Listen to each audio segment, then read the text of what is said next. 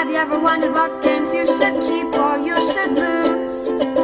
Find out here at Purge Reviews. Goosebumps Race to Dead House is a different type of game. So it's going to borrow heavily from Sorry, but it's going to give you a little bit of hand management that is something a little bit different.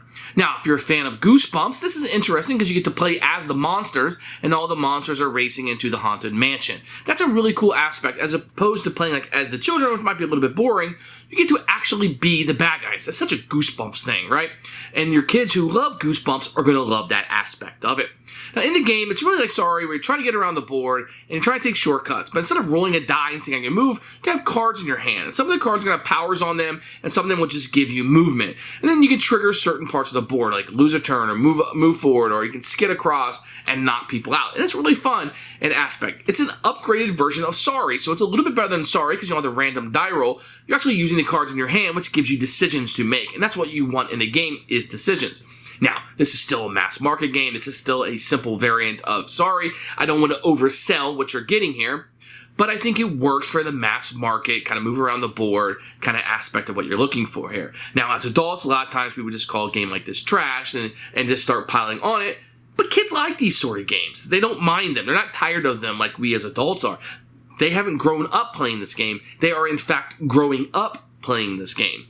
So this is new to them. These are aspects that they find fun. Sure, there are better kids' games on the market, but they might not have the Goosebumps on it, and that IP means something to them. So while, instead of buying another Sorry game, I would highly recommend to get Goosebumps Race to the Dead House instead, because I think it upgrades that game, and it leaves it in the past, just do the simple thing of the card play that you're going to have in this game. Now, this game is not going to blow you away. It's not going to be something you'll be like, wow, this is the greatest game ever, but it does bring this Goosebumps to life. This is what you're looking for. It's probably going to be strictly for people that are maybe buy this instead, or you're a Goosebumps fan. We're going to keep this for the kids. Not a whole lot to see here, but the upgrade is worth a look if you like the IP. So here's Goosebumps Race to Dead House. You can see the Goosebumps scariness on the cover of it. You get a little rule book, which we'll take a look at in a few minutes. You are going to get a very Sorry-esque board. You're going to get the Haunted Mansion in the center, a little starting spot as you go through, and a way to get through here. Kind of generic if you ask me. Inside the box will have a mansion here.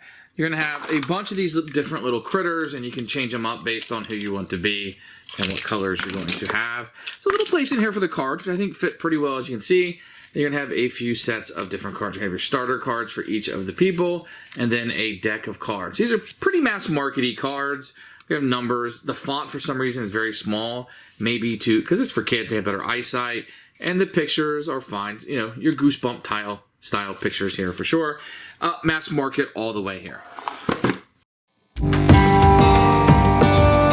Here's a rule book. You can see it's a little bit small. No picture of components here. Tells you a little bit about the important spaces. You're going to open it up.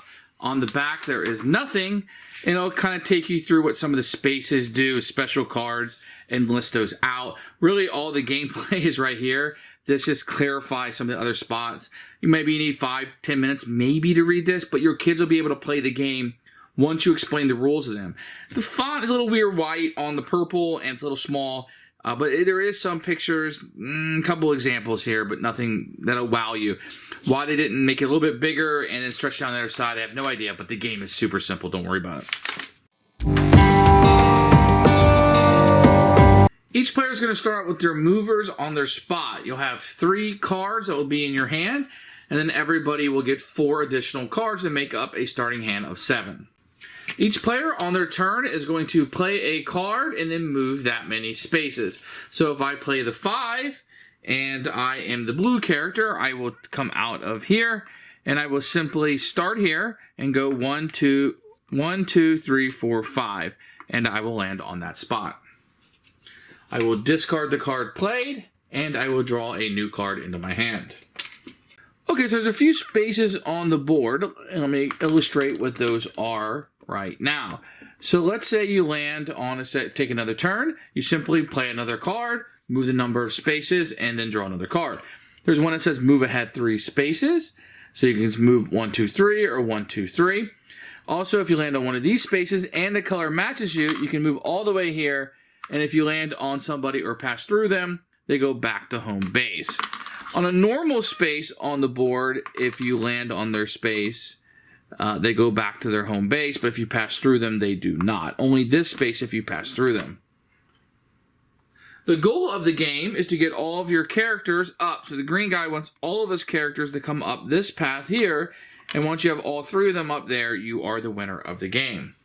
There are some cards you'll have in your hand that have little things on them. Move your pawn forward 6 spaces, but you'll also have these in your colors. Shuffle all cards and deal 4 cards to a player, then take a turn. Replace any pawn on the track with one of your pawns that's not on the track. So there will be some specialty cards that come up. 11, move your pawn 11. This one says 1, move your pawn forward 1 space or move an opponent back a space. So there'll be some tricky cards in here that you can utilize as you're playing the game.